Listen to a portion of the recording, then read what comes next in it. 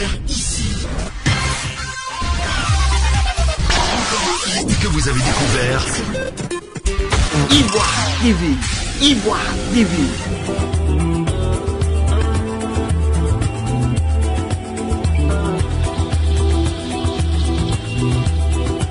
Tour des éléphants, ils vont par engagement et non pas uniquement par rapport à des primes qu'ils pourraient avoir. Alors, nous allons aller encore plus loin pour normaliser le fonctionnement de l'équipe nationale. Et ça commence par quoi? Ça commence déjà par normaliser les budgets. Il y a beaucoup de grincements dedans. Aujourd'hui, vous comprendrez, on ne peut pas normaliser sans toucher à des intérêts individuels qui ne servent pas la collectivité. Et ça, c'est dans cet esprit que nous sommes. Alors, quand je parle de normaliser le fonctionnement de l'équipe, je vais vous donner quelques exemples par rapport au budget. Les éléphants coûtent cher à la nation. Et nous devons nous assurer que chaque franc qui est utilisé pour soutenir les éléphants est utilisé à bon escient. Et la première des choses, c'est de normaliser les budgets. On a déjà commencé par normaliser la taille des délégations et maintenant normaliser les budgets. Qu'est-ce que nous avons constaté? Nous avons constaté qu'au niveau de l'équipe nationale, il n'y avait rien d'écrit, il n'y avait rien d'écrit, il n'y avait pas de document, il n'y avait pas de contrat. Le montant de la prime aux joueurs, oui, c'est comme ça on fait d'habitude, mais on ne peut pas normaliser sans documenter et sans revenir à ce qui doit être normal. Je vous donne juste quelques exemples pour vous dire pourquoi la normalisation va jusque-là. Quand nous sommes arrivés, je prends simplement les factures d'hébergement. Les éléphants étaient hébergés sans contrat d'hébergement. Et les éléphants étaient hébergés et l'hébergement était payé en espèces. Le coût de l'hébergement avoisinait, était de plus de 80 millions. Sans justificatif, sans contrat, sans rien. Quand nous sommes arrivés, que nous avons commencé à regarder dans les détails, on est passé d'un budget d'hébergement pour le même nombre de jours de 80 millions à 44 millions. Il y a des économies à faire. Deuxième élément de budget, juste je vous donne pour vous dire que c'est important que nous allions dans les détails. Et ça, ce n'est même pas nous qui avons relevé, c'est l'ONS qui nous a relevé ça. Le budget de l'eau facturé pour les éléphants équivalait à 50 litres d'eau par joueur et par jour. Il y a une revue à faire quelque part. Le transport des éléphants de l'hôtel du côté de l'aéroport jusqu'à Sol-Béni revenait à 1 million pour 4-5 jours. Il y a bien des choses à revoir là-bas. Et notre normalisation va jusque-là. Et évidemment, quand vous commencez à toucher ça, vous commencez à toucher des intérêts, je dirais, individuels. Je ne parle pas des frais médicaux, etc., à tel point que, une fois dans la rencontre au ministère, ils demandaient, mais s'ils sont aussi malades, comment est-ce qu'ils font pour jouer? Parce qu'à chaque regroupement des éléphants, il fallait dépenser 3,5 millions en médicaments. Il faut bien justifier ça, quelque part. Au-delà de cela, même par rapport aux frais, quand on calcule les frais en moyenne, les frais de mission pour l'encadrement, pour les... Comment tu peux dire ça? Pour les accompagnateurs, l'équipe dirigeante revenait pratiquement à 160 millions par an. Donc la première des choses sur laquelle on nous a indexé, c'est justifiez-nous ça. Et je pense que quand ils ont fait le calcul, c'était encore plus élevé que les frais de mission qu'on pourrait donner à des ministres, etc. Donc il y a des choses à faire. Évidemment, nous avons commencé à normaliser de ce côté. Et aujourd'hui, nous sommes en passe de mettre en place un manuel de procédure qui permet à l'ONS de pouvoir faire un arbitrage du budget qui lui est transmis. Donc, il y a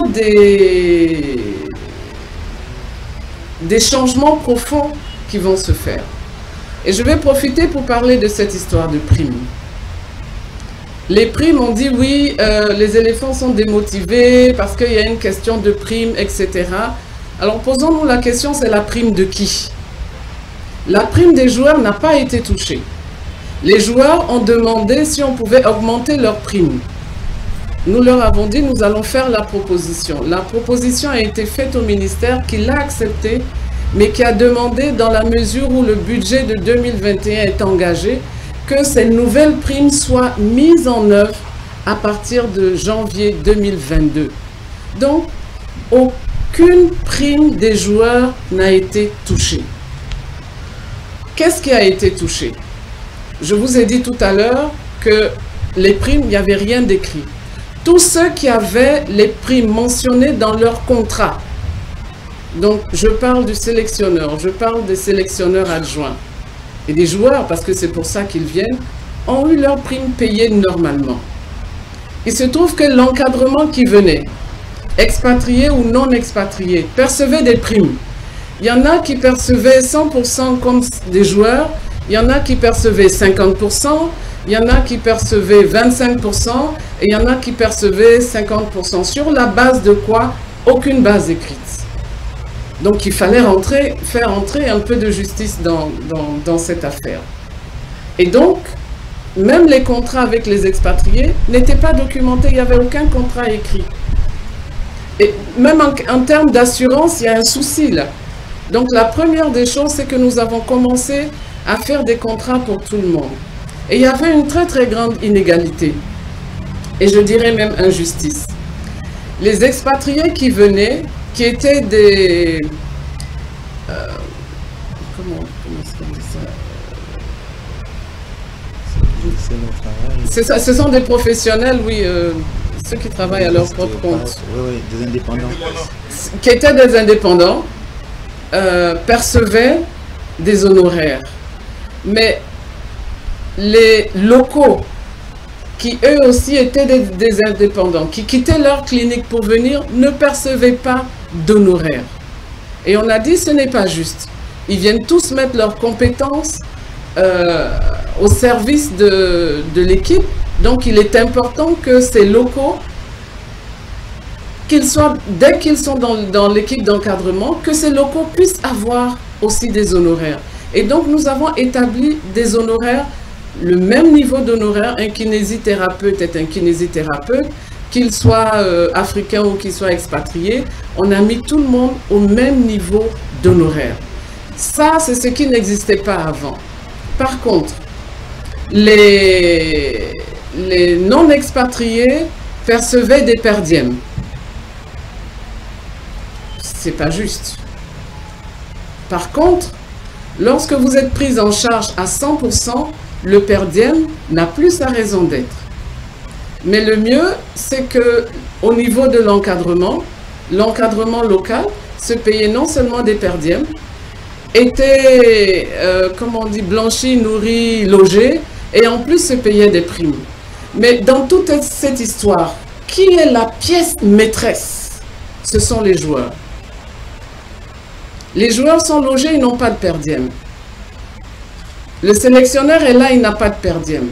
Mais comme on dit, c'est les à côté qui se donnent des per diem. Donc il fallait introduire un peu plus de justice dans toute cette histoire. Voilà d'où vient l'histoire des primes. Mais les joueurs n'ont pas été touchés et même leur prime a été augmentée. Et la normalisation va jusque-là. Parce que quand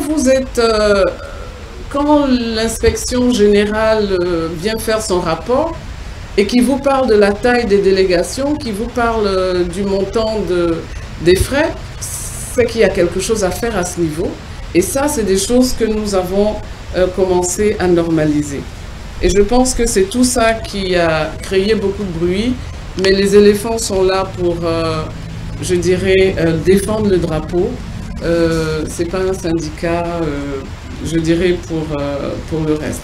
Mais les choses ont été clarifiées et c'est bon. Ce qui veut dire que par rapport à l'équipe nationale, il y a beaucoup de choses qui vont changer, qui vont s'améliorer, qui vont être un peu plus transparentes, mais surtout, nous allons avoir une bonne maîtrise du budget. Le deuxième aspect que je voulais aborder avec vous, c'est l'assainissement de la gestion. Qui dit normalisation, dit assainissement de la gestion. C'est tout aussi important que les textes. Parce que s'il y avait des bonnes pratiques, je pense que la FIFA n'aurait pas arrêté sa collaboration avec la FIF depuis 2019. C'était même bien avant que la normalisation s'impose. Ils avaient arrêté déjà leur collaboration financière avec la FIF depuis 2019. Donc, si tout était bien, on ne serait pas là. Le premier point de normalisation à ce niveau, c'est les états financiers. Alors, au niveau des états financiers, certains d'entre vous ont suivi un peu l'Assemblée générale, où le commissaire aux comptes a analysé les comptes et sur un bilan, un total de bilan de 13 milliards émettait des réserves pour un montant de 4,5 milliards. Ça veut dire quoi? Ça veut dire que sur, je donne 13 000 francs, le commissaire aux comptes dit pour 4 500 francs, je ne suis pas sûr de la réalité de ce chiffre. Est-ce qu'on peut avancer avec ça? Quand on dit normaliser, c'est revenir à une situation transparente, claire.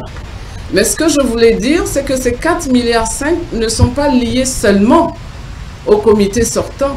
C'est quelque chose qui traîne depuis parfois plus de 10 ans. Donc, la normalisation a pour aussi objectif à ce qu'on ait une situation claire et transparente de la FIF à un moment donné.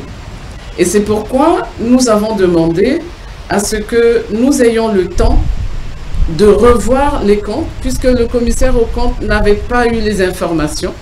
Nous avons pris le temps de sortir les informations, d'interroger qui il fallait interroger et d'avoir de façon écrite et formelle la situation de la FIF à un certain niveau. Nous sommes allés jusqu'à même reprendre le comptage des stocks. Et actuellement, on va entamer le 4e comptage des stocks. 4e, parce que l'écart est important. Donc, pour nous rassurer, on refait encore un 4e contrôle parce que le stock a une valeur dans le bilan. Et il faut avoir une valeur réelle de ce qui existe. Donc, pour vous dire que c'est tout un travail de fond qui a été fait, cette fois-ci avec la collaboration du commissaire aux comptes, avec pour unique objectif de ressortir des comptes qui reflètent la réalité financière de la FIF. Et ça, c'est un travail, nous sommes sur le point de le terminer. Nous avions une rencontre ce matin avec le commissaire aux comptes et donc il nous faut encore quelques 2-3 semaines pour le terminer.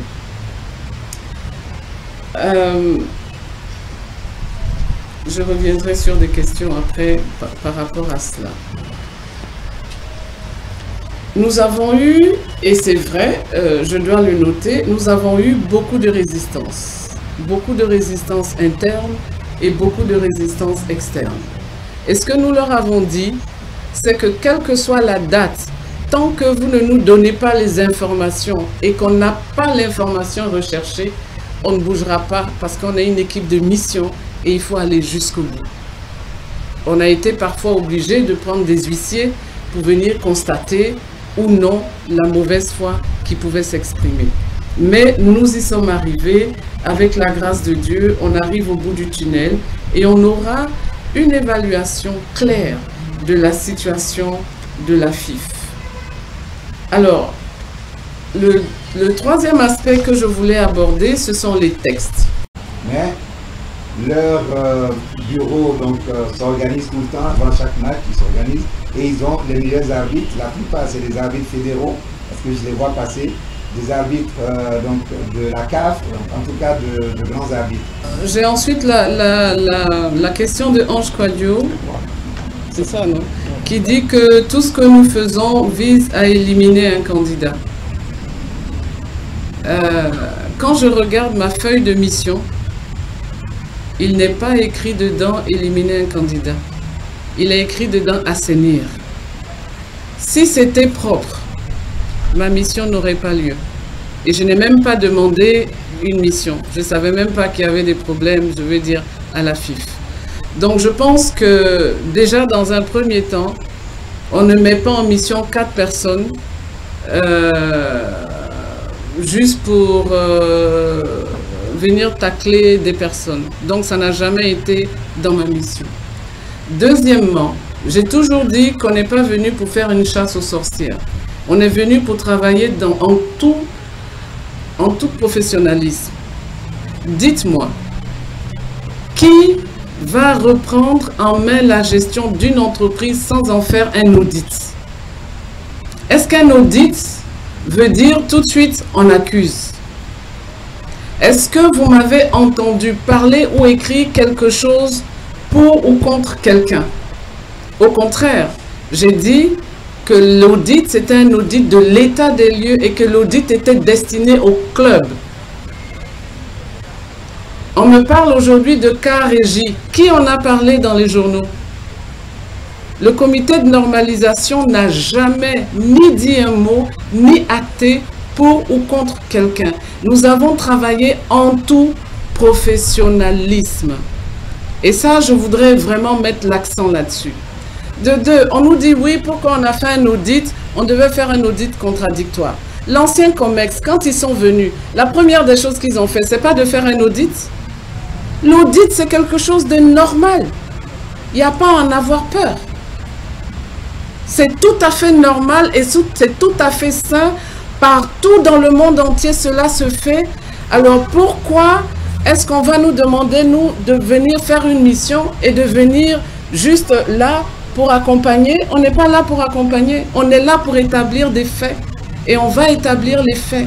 Et pour établir les faits, on n'est pas des experts comptables, ce sont les experts comptables qui viennent établir les faits.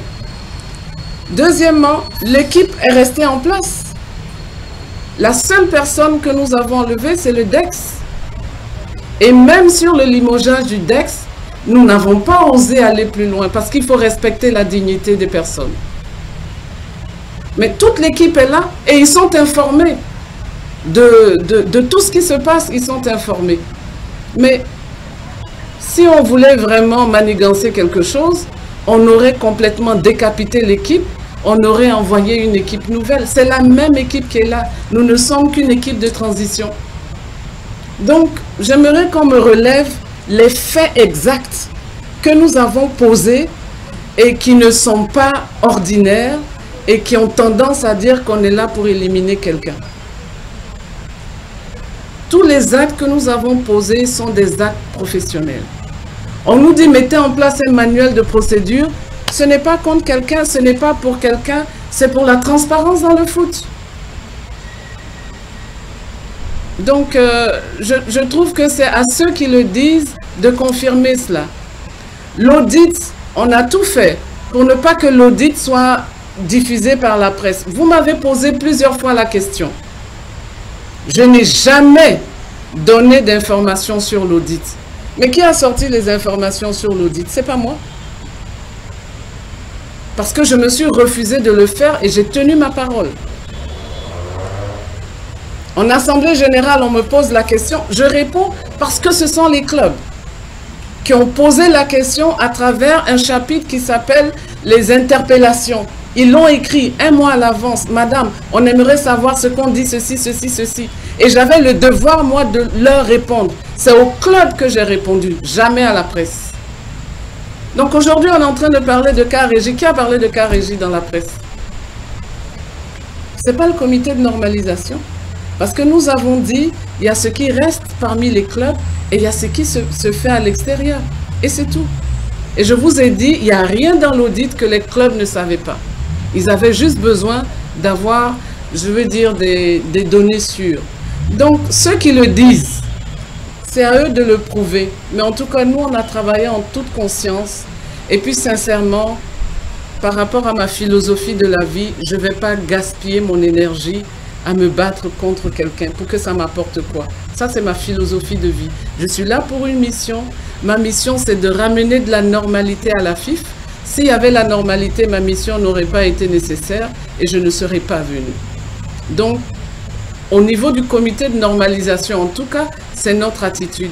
Et vous n'allez voir aucun membre du comité de normalisation citer quelqu'un ou faire une action, je veux dire, contre quelqu'un. On est là pour le football. Rien que pour le football. Mais ce qui est fait, nous avons le droit de le savoir et de le transmettre à qui de droit. C'est tout. Donc, de la même manière où on dit, on a eu une injonction de faire l'Assemblée générale, j'aimerais qu'on m'en apporte la preuve. Je pense que c'est ceux qui le disent qui doivent en apporter la preuve. Nous, en notre âme et conscience, on est resté toujours dans le respect des individus et dans le respect de la parole que nous avons donnée. Alors, votre deuxième question, c'est est-ce que nous ne préparons pas la prolongation? Je vous ai dit que la normalisation, c'est une mission. D'abord, une mission de gouvernance. Si on a fini de nettoyer les comptes, qu'ils sont approuvés, qu'on a fait les recommandations nécessaires pour que l'équipe qui vienne mettre en place un bon système comptable, etc. Nous savons où se trouve notre limite. Hein. Notre limite, c'est d'avoir une situation claire et transparente financière de la FIF. Une fois qu'on a terminé cela, on fait des recommandations pour que l'équipe qui vienne après mette en place un système de gestion qui permette de ne pas retomber dans les mêmes travers. Donc, on sait très bien où s'arrête notre limite. Donc, ça, c'est le premier élément. Le deuxième élément, notre mission va s'arrêter ici, parce que c'était un élément de notre mission. On a réussi à faire approuver les textes. Ça, c'est la deuxième condition. Et elle va s'arrêter si on a réussi à, comment on appelle, à faire élire un nouveau président. Il y a 3 conditions. Si ces 3 conditions sont remplies, pourquoi voulez-vous qu'on reste? La première condition, la gouvernance financière. Je vous ai dit qu'on a refait tout le travail avec le commissaire aux comptes. Au début, je ne me rendais même pas compte de la profondeur des choses. J'ai même dit en 2 semaines, ça va se faire. Avec le commissaire aux comptes, on n'a pas encore terminé. Je vous ai dit qu'il y avait des freins à donner les informations. J'ai dit au staff, plus vous traînez à nous donner les informations, plus vous nous maintenez. Mais nous n'irons pas tant que nous n'avons pas clarifié un certain nombre de choses. On s'est mis d'accord.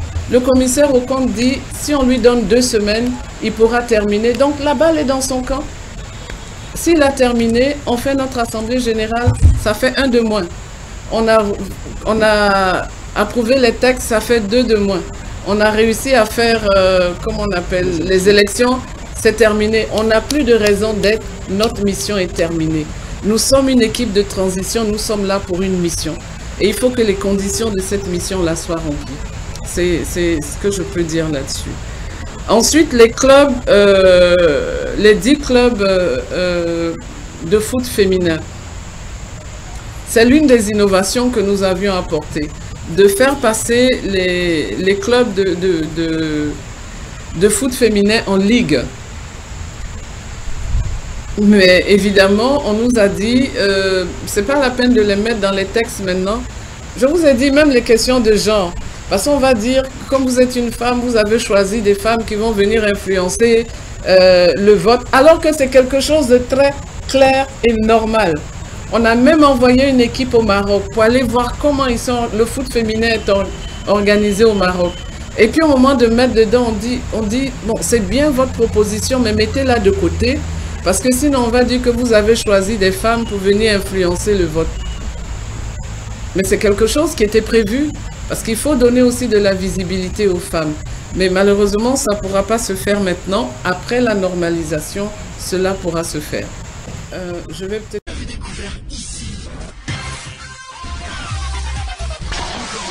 Que vous avez découvert Ivoire TV. Ivoire TV.